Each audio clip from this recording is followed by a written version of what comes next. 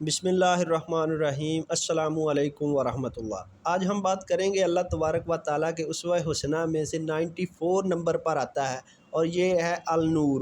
النور کا معنی ہے خوب روشن، اور نور کا معنی ہے روشنی۔ یہ اللہ تبارک و تعالیٰ کا صفاتی نام ہے، جیسا کہ آپ جانتے ہیں کہ اللہ تبارک و تعالیٰ کا ذاتی نام خود اللہ ہے، اور باقی تمام صفاتی نام ہیں جو کسی وصف کی طرف اشارہ کرتے ہیں۔ النور بھی صفاتی نام ہے اور یہ جمالی ہے۔